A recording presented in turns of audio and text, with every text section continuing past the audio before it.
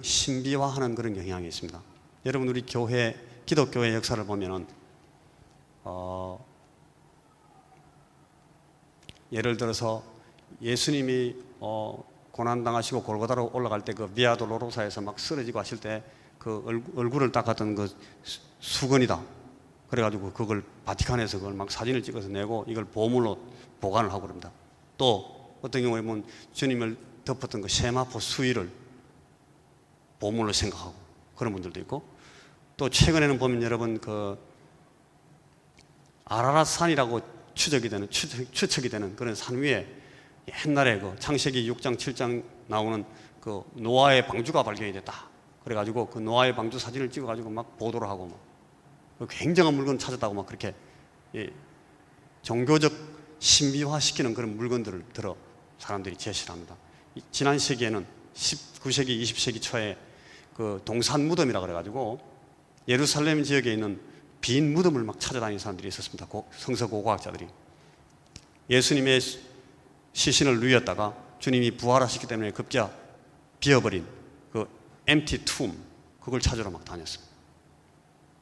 그런 것들 가운데 아주 재밌는 하나가 또 있는데, 여러분 1980년대 하리슨 포드라는 여러분 그 유명한 헐리우드 배우가 주연한 영화 가운데 레이더스라는 영화가 있었습니다. 보셨습니까? 이 목사님 설교를 들으면 영화를 많이 봐야 되겠구나. 여러분, 레이더스 영화의 그 부제가 뭐가 되어 있는가 하면 잃어버린 성궤를 찾아서 그렇게 나왔습니다. 그 성궤 이야기를 성궤가 보물이라고 생각하고 그걸 막 목숨을 걸고 찾아다니는 그 모험대 얘기가 그 레이더스 얘기에 나옵니다. 오늘 제가 여러분들에게 그 얘기를 잠시 하려고 합니다. 여러분, 무슨 얘기인가 하면 성막 얘기입니다. 이 그림이 하나 나올 텐데, 옛날 그 성막은 여러분 이게 유대인들이 히브리 사람들, 이스라엘 사람들이 광야를 거쳐서 가나안 땅으로 들어갈 때에 그 광야에서 하나님께서 주셔서 받았던 그 제사 지내는 장소를 만들었던 그 천막입니다. 이게 텐트입니다. 울타리가 가에 있고 그 울타리 정면에 있는 그 정문을 통해서 들어가면 거기 번제들이 번제단이 있고 뒤에 제사장들이 손 씻고 하는 그 물두멍이 있고 그 안에 이제 텐트가 있는데 지금 보이시죠? 그 텐트가 정육면체 같이 장방형으로 되어 있는데 그 텐트 위에 그 겉을 덮는 또 다른 이중 텐트로 이렇게 덮여져 있는 그런 천막입니다. 이 천막이 안쪽에 가보면은 안에 중간에 이 굉장히 육중한 두꺼운 커튼으로 파티션이 돼가지고 두 부분으로 나눠져 있어요. 앞부분은 성소라고 부르고 그 커튼 안쪽에 들어가면 그쪽은 뭔가 하면 지성소라고 부릅니다. 지성소는 지극히 거룩한 장소다, 그런 뜻입니다. 여러분, 이 성막, 이 영어로는 타버네클이라고 그러는데 이 타버네클 자체가 이스라엘 백성들 가운데 임재해 계시는 하나님을 상징하는 물건이었습니다. 거기서 하나님을 뵙고 또 이 이스라엘 백성들이 하나님께 제사 드리면서 하나님을 만나게 되어 있다 그래가지고 이걸 회막이다, 모일회자를 써서 회막이다 그렇게 부르게 됐어요. 그런데 이 성소와 지성소, 그 지성소 안쪽에 가면은 이 완전히 꽉 막힌 문도 없고 창도 없고 하는 이 두꺼운 천막으로 덮어놓은 그 공간 안에 항상 뭐가 있는가 하면 은은한 빛이 있습니다.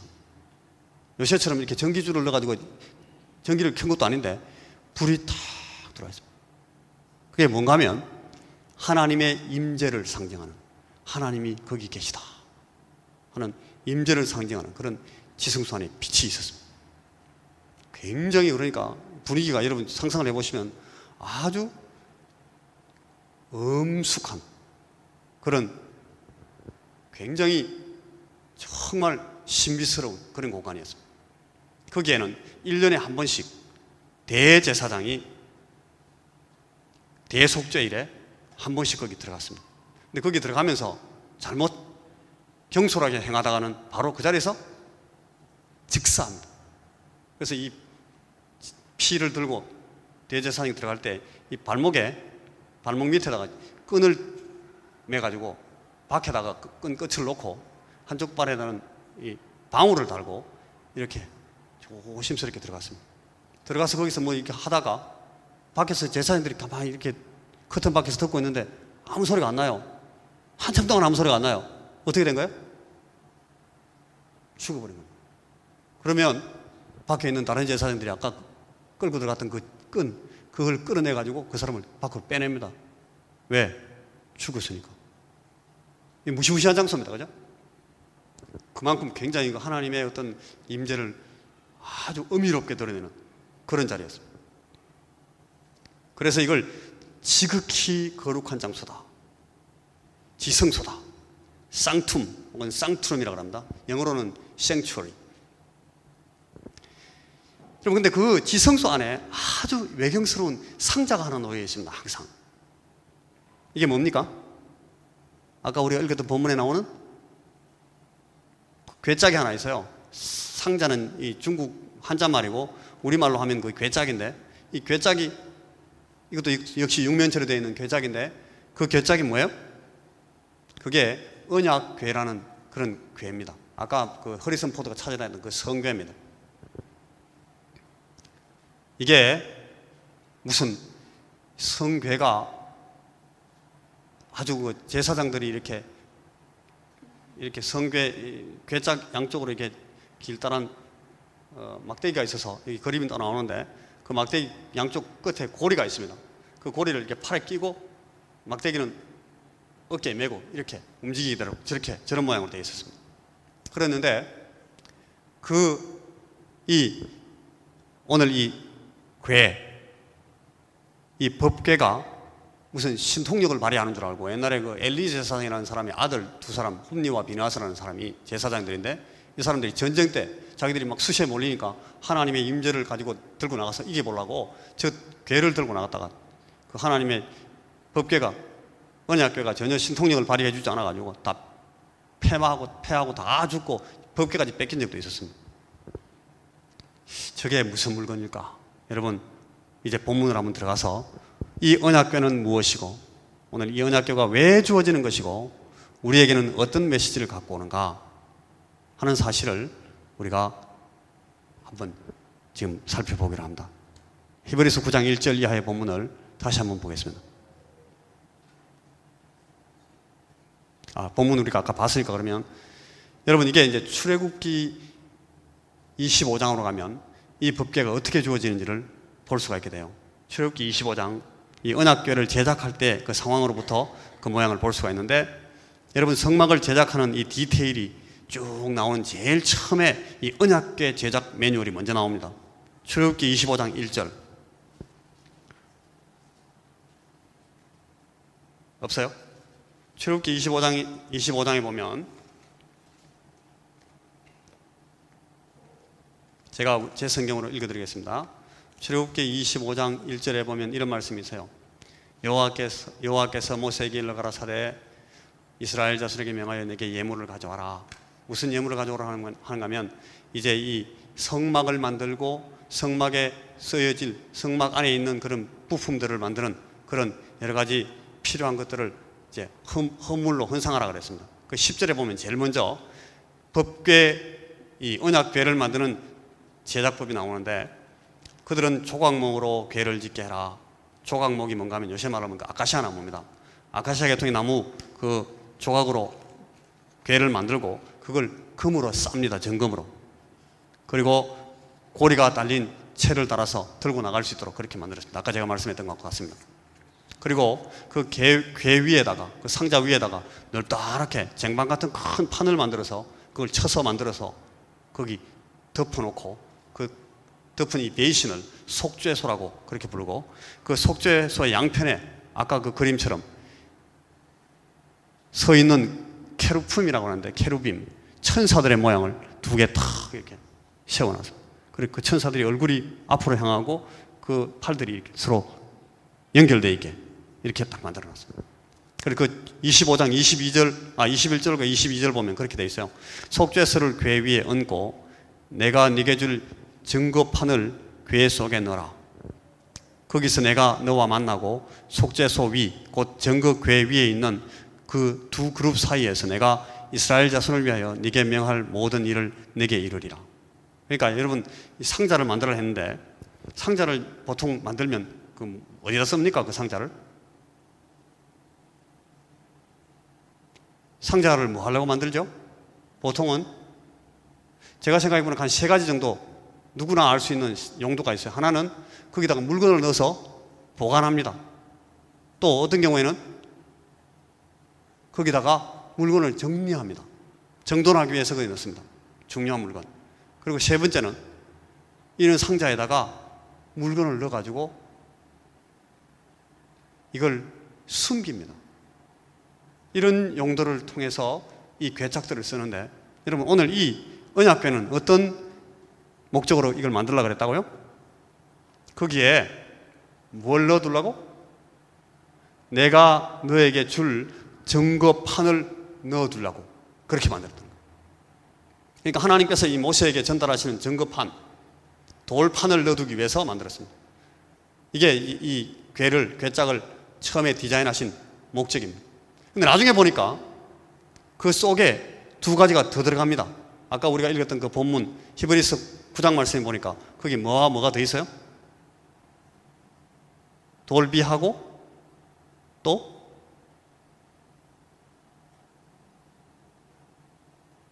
그게 또 뭐가 있어요? 만나를 담은 항아리가 있고 또 아론의 쌍난 지팡이가 있었습니다.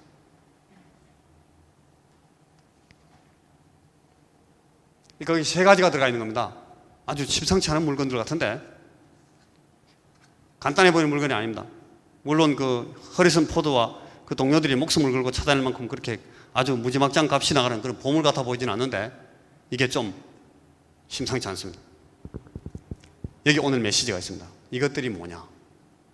이 물건들이 뭐길래 세상에 하나님이 그 엄중하고 거룩하게 다루신 성막의 지성소 안에 그것도 거기 친히 디자인하신 그 상자 언약궤 안에다가 소중히 보관하시도록 하셨는가? 그리고 그것은 왜 오늘 이 히브리서를 비롯한 신약의 말씀들에 그리고 더욱 구약의 처처에 반복해서 언급되고 있는가? 오늘 우리가 받은 이 복음에 오늘 우리가 받는 이 신약적인 복음에 이 심상치 않은 물건들은 어떻게 관계되어 있는 것인가? 이걸 제가 이제 하나씩 살펴보려고 합니다. 제일 먼저는 여러분 이 만나를 담은 항아리입니다. 그 법궤 안에 3가지 물건이 들어있는데 첫째는 먼저는 만나를 담은 항아리였습니다. 여러분 만나가 뭡니까? 여러분 만나라는 것의 뜻이 뭡니까? 만나라는 말 뜻이 뭔가 하면 이게 뭐야? 그런 뜻입니다. 만나 What is this? 그게 만나라는 말의 뜻이에요. 뭐 이상한 게 하나 하늘에서 떨어졌는데 이게 뭐야 이거? 그게 만나 그렇게 된 겁니다. 이스라엘 백성들이 이집트를 떠나서 하나님이 세우신 지도자 모세가 이끄는 대로 광야로 나갔습니다. 한 보름 정도 걸리는 거리를 이 사람들이 하나님을 신뢰하지 못하고 하나님이 계획하시고 인도하시는데 순종하면서 잘 의뢰하지 못했기 때문에 좀 장기적인 그러니까 15일 전후의 인텐시브 트레이닝 코스 대신에 40년 거의 반세기 정도를 긴 세월을 광야에서 헤매면서 훈련을 받게 됩니다. 이 40년 동안 이 사람들은 처음에 에집트를 떠났던 그 멤버들이 다 퇴장하고 죽고 완전히 새로운 세대들로 교체되는 그런 기간을 거칩니다. 그동안 이 사람들은 이 40년 동안 한 번도 씨를 뿌리지 못합니다. 씨를 뿌리지 못하니까 뭐를 못해요? 추수할 수도 없어요. 기경할 수도 없었고 그래서 거기 생산 물건이 없으니까 무슨 시장을 열어서 물물 교환을 할 수 있는 그런 여러 가지 가능성이 전혀 없었습니다. 무역도 할 수 없고 시장 활동도 할 수 없고 그래서 자신들의 먹고 사는 문제를 해결하는 어떤 방안들도 스스로 추구할 수가 없게 되어 있었습니다. 하루 벌어서 하루 먹는다 그런 말 쓰는데 이 사람들은 하루 벌어서 하루 먹을 수도 없었어요. 그게 광야였습니다. 거기서 이 사람들이 먹고 살도록 그 먹거리로 주어졌던 씨 뿌리지 않고 추수하지 않아도 결코 굶지 않도록 해주신 하나님의 배려 이것으로 주어진 것이 여러분 그 만나입니다. 이게 어떻게 해서 주어졌는가 하면 출애굽기 16장으로 먼저 가보기를 합니다. 출애굽기 16장. 자, 그러면 출애굽기 16장 2절을 보겠습니다. 출애굽기 16장 2절. 이스라엘 온 회중이 그 광야에서 모세와 아론을 원망하여 그들에게 이르되 우리가 애굽 땅에서 고기 가마 곁에 앉았던 때와 떡을 배불리 먹던 때에 여호와의 손에 죽었다면 좋았을 것을 너희가 이 광야로 우리를 인도하여 내어 이 온 회중으로 줄여 죽게 하는도다. 때에 여호와께서 모세에게 이르시되 보라, 내가 너희를 위하여 하늘에서 양식을 비같이 내리리니 백성이 나가서 일용할 것을 날마다 거둘 것이라. 이같이 하여 그들이 나의 율법을 준행하나 아니하나 내가 시험하리라. 8절 보시면 모세가 또 가로되 여호와여, 여호와께서 저녁에는 너희에게 고기를 주어 먹이시고 아침에는 떡으로 배불리시리니 이는 여호와께서 자기를 향하여 너희의 원망하는 그 말을 들으셨음이니라. 우리가 누구냐? 너희의 원망은 우리를 향하여 함이 아니요 여호와를 향하여 함이로다. 모세가 또 아론에게 이르되 이스라엘 자손이 온 회중에 명하기를 여호와께 가까이 나오라. 여호와께서 너희의 원망함을 들으셨느니라. 그래가지고 저 밑에 내려가면 11절 여호와께서 모세에게 이르러 가라사대 내가 이스라엘 자손의 원망함을 들었노라. 그들에게 고하여 이르기를 너희가 해질 때에는 고기를 먹고 아침에는 떡으로 배불리리니 나는 여호와 너희의 하나님인 줄 알리라 하라 하시니라. 이게 여러분 이 이스라엘 백성들에게 만나가 처음 주어졌던 그 내력입니다. 그게 신명기에 가면은 신명기 8장 2절 이하에서 다시 이 내용들이 평행돼서 나옵니다. 신명기 8장을 한번 다시 찾아보시겠습니까? 죄송합니다. 여러분 지금 성경을 스크린에 올리지 못해서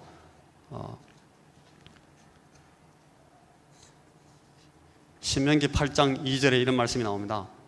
네 하나님 여호와께서 이 40년 동안에 너로 광야의 길을 걷게 하신 것을 기억하라. 이는 너를 낮추시며 너를 시험하사 네 마음이 어떠한지 그 명령을 지키는지 아니 지키는지 알려 하심이라.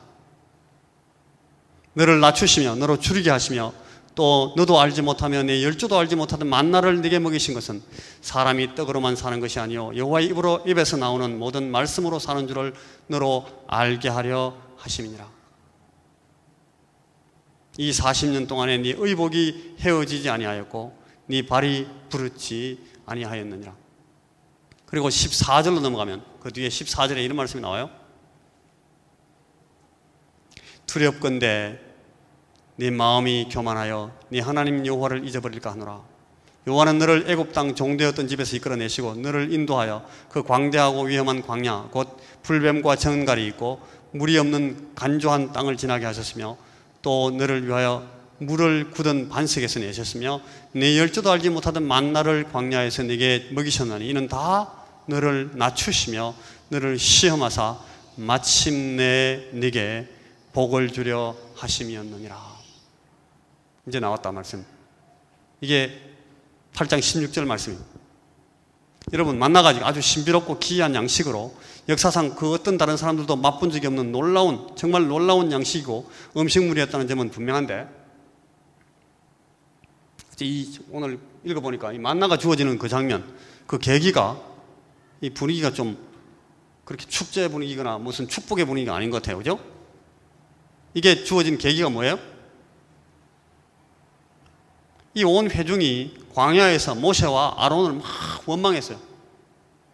야 이놈들아, 이 나쁘신 지도자 놈들아, 우리 다 굶어 죽게 생겼어. 일로 데리고 나왔으면 뭘 주워서 먹여야 되는 거 아니야?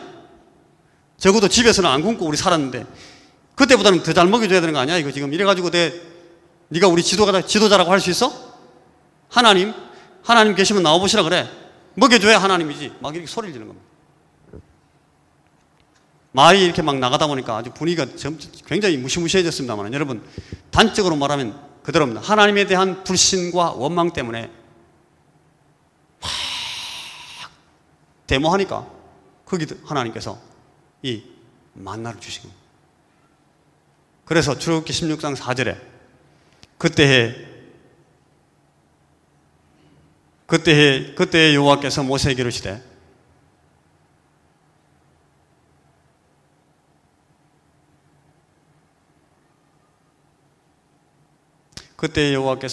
이르시되 보라 내가 너희를 위하여 하늘에서 양식을 비같이 내리니 백성이 나가서 일용할 것을 날마다 거둘 것이라.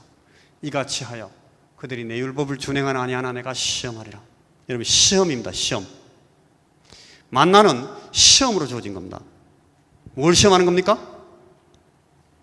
니네 배가 부르면, 먹는 문제 다 해결되면, 그래서 네 삶의 조건이 만족되고 다 갖춰지면 그때는 너희들이 나를 신뢰하고 내 말씀을 듣는지 어디 보자. 그거 시험입니다. 만나는 그러니까 이게 시험지예요.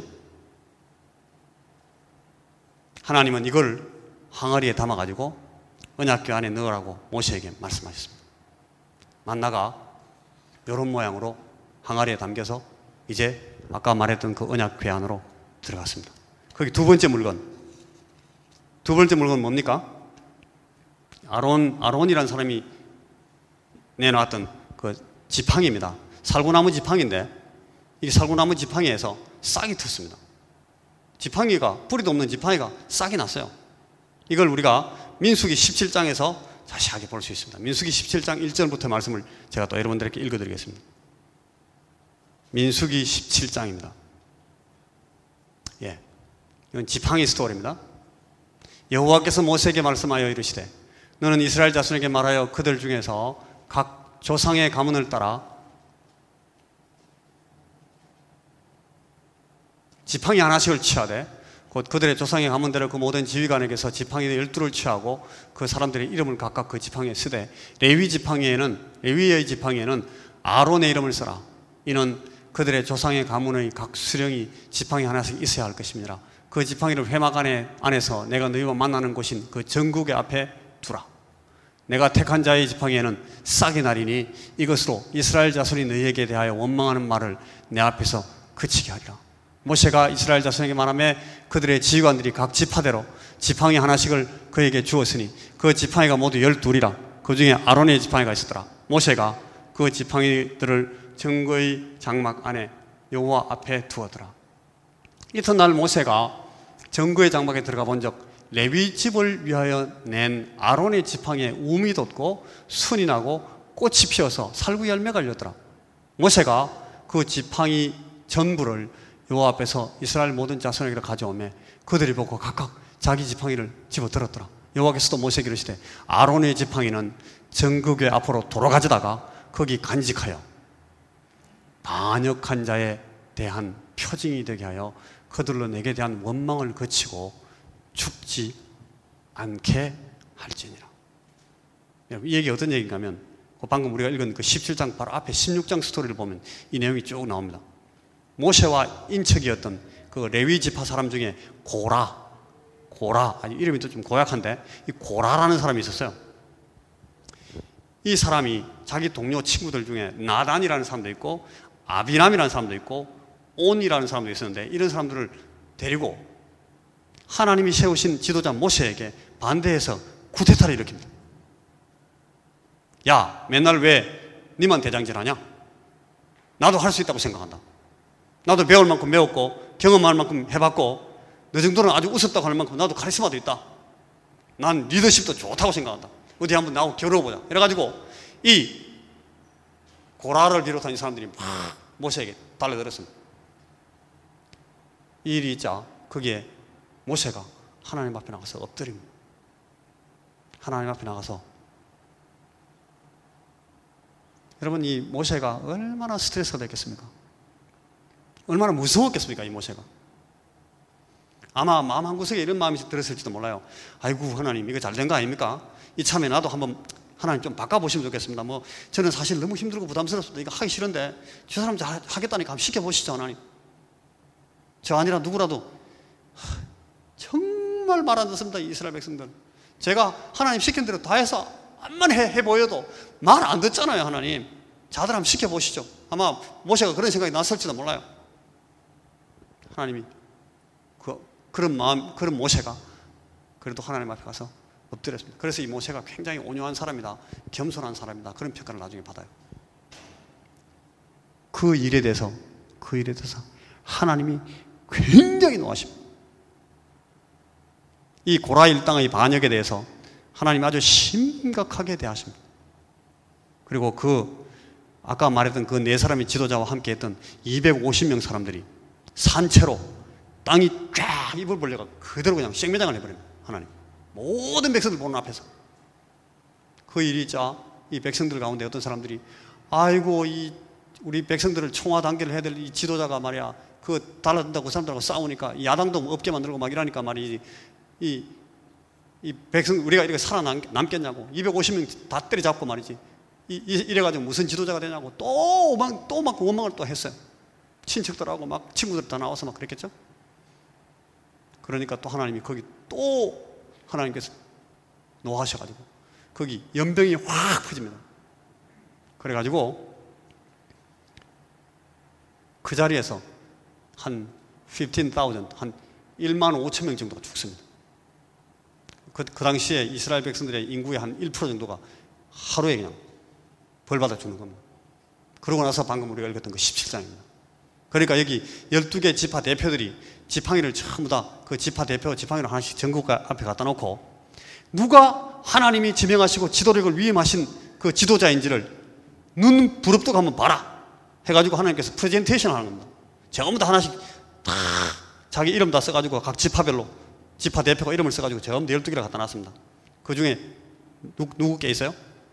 아론이 자기 지파 레위 지파를 대표하는 그 지팡이를 아론이라고 이름을 써가지고 딱 갖다 놨습니다. 자, 다시 5절 볼까요? 아까 읽었던 5절 조금만 낮춰보실래요? 내가 택한 자의 지팡이는 싹이 나리니 이것으로 이스라엘 자손이 너희에게 대하여 원망하는 말을 내 앞에서 거치게 하리라. 모세가 이스라엘 자손에게 말하며 그들의 지휘관들이 각 지파대로 지팡이 하나씩을 그에게 주었으니 그 지팡이가 모두 12이라. 그 중에 아론의 지팡이가 있었더라. 모세가 그 지팡이들을 정거의 장막 안 여호와 앞에 두었더라. 이튿날 모세가 정거의 장막에 들어가 본 적 레위 집을 위하여 낸 아론의 지팡이에 우미 돋고 순이 나고 꽃이 피어서 살구 열매가 열렸더라. 여러분 하루아침에 하루 저녁에 싹이 우미 돋고 순이 나고 그 다음에 이파리가 나고 그 꽃이 피더니 열매까지 맺혀버렸어요. 순식간에. 모세가 그 지팡이 전부를 여호와 앞에서 이스라엘 모든 자손에게로 가져오매 그들이 보고 각각 자기 지팡이를 집어들었더라. 여호와께서 또 모세에게 이르시되 아론의 지팡이는 전극의 앞으로 도로 가져다가 거기 간직하여 반역한 자에 대한 표징이 되게 하여 그들로 내게 대한 원망을 거치고 죽지 않게 하지. 이게 바로 쌍난 지팡이가 그 언약궤 속으로 들어가는 그런 내력입니다. 아주 해피한 이유로 그게 집어넣은 것 같지 않습니다. 그죠? 자, 이제 세 번째. 마지막 세 번째입니다. 여러분, 세 번째 물건이 되어야 하겠습니다만, 이 첫 번째 물건이 되어야 하겠습니다만, 이게 세 번째 물건이 되는데, 이게 십계명을 새긴 돌비입니다. 두 돌판입니다. 신명기 9장 9절 이하를 보시면 나옵니다.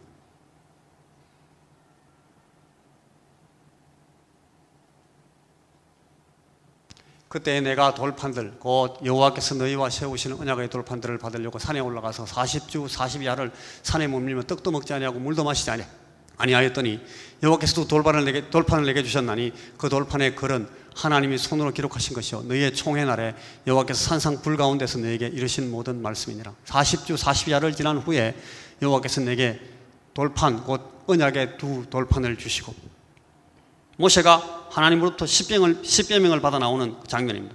하나님께서 모세를 데리시고 호렙산으로 들어가시고 거기서 40주 40야를 지나게 하시면서 친히 거기 돌비를 새겼습니다. 그런데 문제가 생겼습니다. 모세가 호렙산에 올라간 그 사이에 고세를 못 참고 이 백성들이 또 사고를 친 겁니다.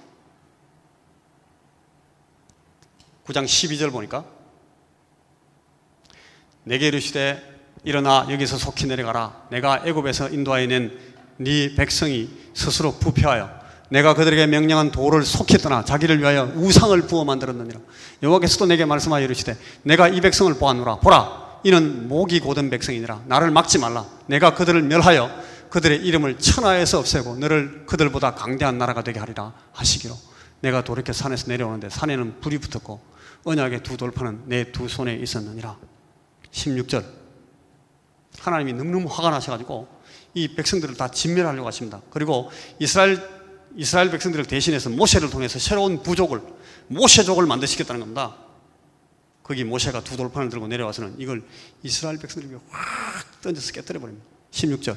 내가 본즉 너희가 너희의 하나님 여호와께 범죄하여 자기를 위하여 송아지를 부어 만들어서 여호와께서 명령하신 돌을 빨리 떠나기로 내가 그 두 돌판을 내 두 손으로 들어 던져 너희의 목전에서 깨뜨렸노라. 모세가 하나님보다 더 환한 얼굴로 이 아론과 이스라엘의 범죄에 대해서 격노합니다. 하나님이 새기신 돌판은 그러니까 이 한번 읽어주기도 전에 박살이 나고 말았습니다. 그리고 나서 모세가 다시 올라갑니다. 산에 다시 올라가서 엎드립니다. 가가지고 내가 전과 같이 40주 40자를 여호와 앞에 엎드려서 떡도 먹지 아니하고 물도 마시지 아니하였으니 이는 너희가 여호와의 목전에 악을 행하여 그를 격노하게 하여 크게 죄를 지었습니다. 여러분, 모세가 얼마 전에 40주 40자를 금식하고 거기서 막 십계명 받아 내려왔다가 확 던져가지고 엎어놓고 다시 또 올라가서 또 물도 마시지 않고 밥도 안 먹고 40주 40자를 거기서 금식을 했어요. 이 사람이 옛날에는 주니어 뭐 미들급이나 무슨 라이트 헤비급 정도 되는 큰 덩치였는데 이거 하고 나서 나중에 완전 패드급이 됐습니다. 9장 18절. 그리고 내가 전과 같이 40주 40자를 여호와 앞에 엎드려서 떡도 먹지 아니하고 물도 마시지 아니하였으니 이는 너희가 여호와의 목전에 악을 행하여 그를 격노하게 하여 크게 죄를 지었습니다. 모세가 많이 고생하면서 빕니다. 금식에다가 이 금음이라 그래야 되나? 마시지도 않았으니까. 그리고 나서 거기서 막 수천 배 수만 배를 하면서 막 허리가 부러지도록 중보하면서 빌고 기도합니다.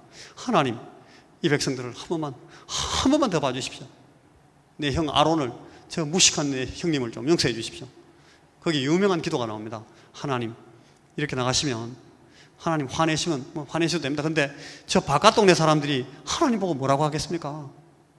자기 백성 하나도 구원하지 못해가지고 광야로 데리고 나가서는 다 죽여버렸다고. 하나님 조롱하면 하나님 어떻게 하시려고 그럽니까? 9장 28절. 주께서 우리를 인도하여 내신 그 땅 백성이 말하기를 여호와께서 그들에게 허락하신 땅으로 그들을 인도하여 드릴 만한 능력도 없고 그들을 미워하기도 하사 광야에서 죽이려고 인도하여 내셨다 할까 두려워하나이다. 그들은 주의 큰 능력과 펴신 팔로 인도하여 내신 주의 백성 곧 주의 기업이로소이다 하였노라. 당신의 기업 아니십니까? 하나님 봐주십시오 제발. 그리고 나서 10장입니다. 신명기 10장 1절부터 5절. 그때에 여호와께서 내게 이르시기를 너는 처음과 같은 두 돌판을 다듬어 산에 올라가 내게로 나오고 또 나무 궤를 하나 만들라. 내가 깨뜨린 처음 판에 쓴 말을 내가 그 판에 쓰리니 너는 그것을 그 궤에 넣으라 하시기로.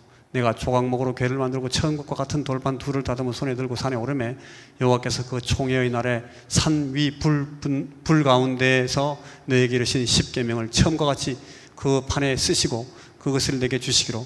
내가 돌이켜 산에서 내려와서 여호와께서 내게 명하신 대로 그 판을 내가 만든 궤에 넣었더니 지금까지 있느니라. 그러니까 여러분, 이 돌판이 아주 이 껄끄럽고 불편한 비석이 이런 내력으로 또 그 언약궤 안에 들어갑니다. 여러분 이렇게 보고 나니까 여러분 이제 다 봤는데 세 가지 다. 우리 이 언약궤 안에 들어간 물건들이 그렇게 신비롭고 영광스러운 것들이 아닌 겁니다. 그러니까 이 무슨 뜻일까요? 이 세 가지 물건이 의미하는 것이 무엇이겠는가? 여러분 이게 인생입니다. 인간입니다. 사람의 본질을 드러내 보여주고 있는 생생한 증거물들입니다. 인간의 죄성. 결코 하나님을 순종하지 않고 하나님께 submit하지 않고 하나님께 겸손히 엎드리지 않는, 순하지 않고 순수하지도 않고 선하지도 않고 정결하지도 않고 결코 겸손하지 못하는 인간 그 자체를 적나라하게 고발하는 이 고발물들입니다. 인간 고발장.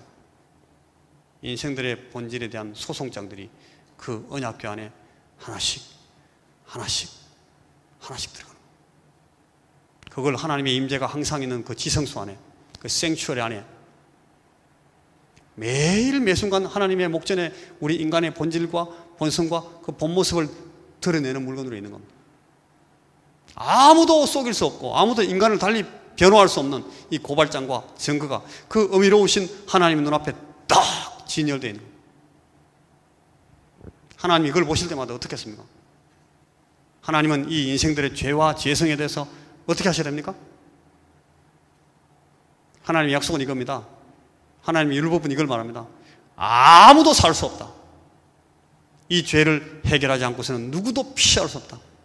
죄의 삭은 사망이다. 인생들은 다 죽어야 된다. 절망이다. 그게 우리 인간들의 모습입니다. 여러분, 이 언약궤 상자 위에 뚜껑이 있어요. 뚜껑을 닫습니다. 하나님의 눈앞에서 이것을 덮습니다. 여러분, 그러고 보니까 이 상자, 이 언약궤에는 뭐가 없어요? 언약궤가 아까 그림 봤는데 그 물건을 보니까 뭐가 없습니까? 여닫이 문이 없어요. 여닫이 문이 없고 뚜껑밖에 없는 거예요.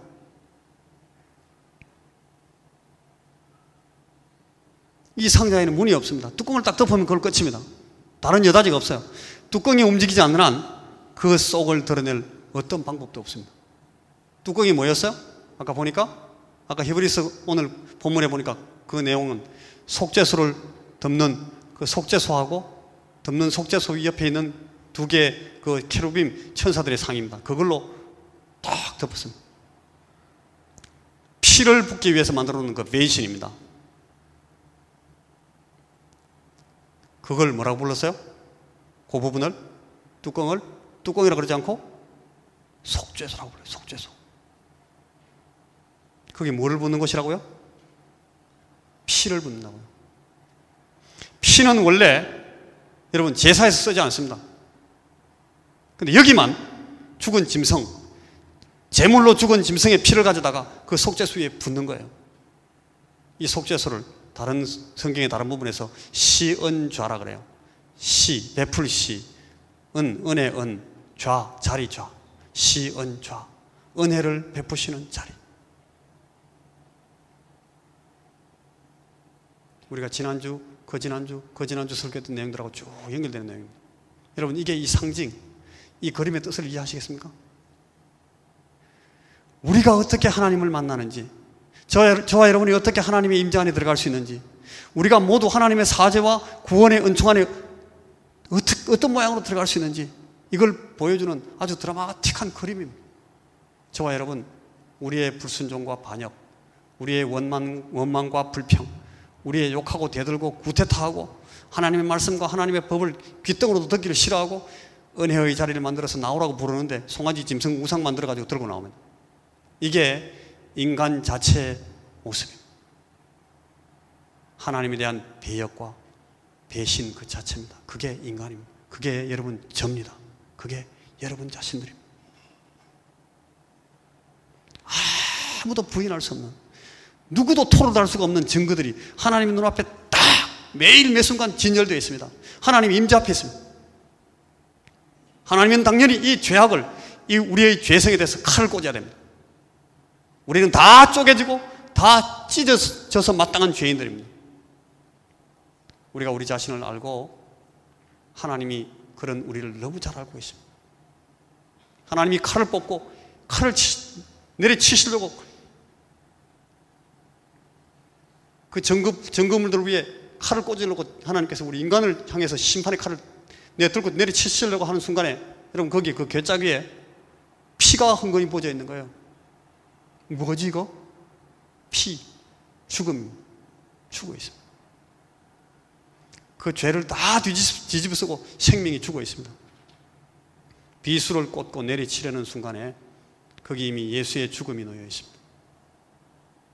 주님이 부으신 보혈이 저와 여러분의 죄를 다 뒤집어 쓰고 거기 죽어 있는 겁니다. 하나님이 다시 심판하실 리가 없습니다. 일사부재리. 하나님의 아들이신 하나님 예수 그리스도가 우리 죄를 대신 지고 죽어 있는 겁니다. 그래서 죽음이 아닌 방법으로, 심판당하지 않는 방법으로 우리가 그 지성소에서 하나님을 대할 수 있게 되는 겁니다. 하나님의 임재에 들어갈 수 있게 되는 겁니다. 거룩한 장소에 담대히 들어가서 하나님을 뵙고 하나님을 예배하고 용서함을 받게 되는 겁니다. 여러분, 오늘 우리가 다 이 언약궤 밑에 웅크리고 있습니다. 누구든지 이 사실을 알지 못하고 이 사실을 받아들이지 못하고 계신 분이 여기 있다면 여러분, 이 시간 마음을 열으셔야 됩니다. 내가 누구다 하는 것을 이 말씀 앞에서 확인하셔야 됩니다. 그리고 어떻게 우리가 이 심판 없이 하나님의 임재를 만날 수 있는가, 심판 없이 우리가 하나님을 뵐 수 있는가 하는 사실을 확인하셔야 됩니다. 주님, 저는 죄인입니다. 저의 죄성과 제 생명의 뿌리를 제가 다 알고 있습니다. 하나님, 저를 용서해 주시기 바랍니다. 예수 그리스도의 피로 저를 덮어주시기 바랍니다. 저를 받아주시기 바랍니다. 이것이 오늘 우리 앞에 놓여진 이 언약궤에 있는 물건들이 우리에게 전달해주고 있는 메시지입니다. 자, 우리가 이 시간 잠시 동안 함께 이 사실들을 기념하는 그런 성찬의 예전을 진행하겠습니다.